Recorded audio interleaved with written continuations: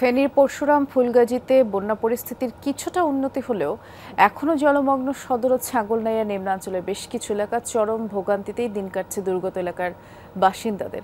আমাদের সহকর্মী আরিফুর রহমান খোঁজ খবর রাখছেন, তিনি আমাদের জন্য অপেক্ষা করছেন। আরিফ, আগের থেকে তো পানি কিছুটা কমেছে, তারপরও বেশ কিছু এলাকা এখনও প্লাবিত। সার্বিক পরিস্থিতি সম্পর্কে আমাদেরকে জানাবেন।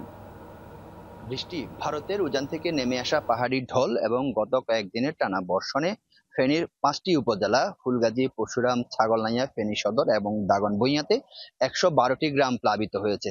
পানির যে উন্নতি হয়েছে সে চিত্রটি আপনাকে একটু সরাসরি দেখানোর চেষ্টা করছি। আমি এখন আছি ফুলগাজীর উত্তর দৌলতপুর গ্রামে। দেখছেন যে এই যে এলাকাটি, এই এলাকার হচ্ছে যে একজন বাসিন্দা তার ঘরের সামনে কিন্তু দাঁড়িয়ে আছে।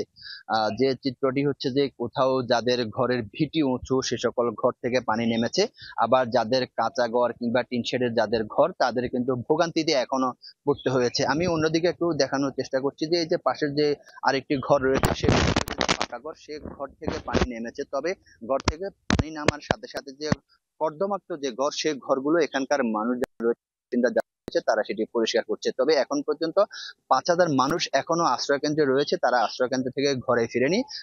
4,500 মানুষ আশ্রয় কেন্দ্র থেকে ঘরে ফিরেছে। ঘরে ফিরে তারা তাদের ঘরে থাকার উপযোগী করার জন্য যে কাজগুলা করা দরকার তারা মূলত সেই কাজটি করছে। তবে পানি উন্নয়ন বোর্ডের নির্বাহী প্রকৌশলীর সাথে কথা বলে যেটি জেনেছি যে এখন পর্যন্ত মুহুরী নদীর ফেনীর ফুলগাজী এবং পরশুরাম উপজেলার বিপদ সীমার 3 মিটার নিচ দিয়ে প্রবাহিত হচ্ছে। অন্যদিকে ছাগলনাইয়া উপজেলার হরিপুর পয়েন্টে বিপদসীমার অনেক এখনো 20 সেন্টিমিটার উপর দিয়ে প্রবাহিত হচ্ছে, যার কারণে ছাগলনাইয়া এবং ফেনী সদর উপজেলার নতুন নতুন গ্রাম কিন্তু এখনো প্লাবিত হচ্ছে এবং কি বিশেষ করে হচ্ছে যে মানুষ এখন ভোগান্তিতে রয়েছে। এবং ভোগান্তিতে থাকার যে কারণ হচ্ছে যে ভারতের উজানের পানি আসার কারণে অনেকের ঘর নষ্ট হয়ে গিয়েছে।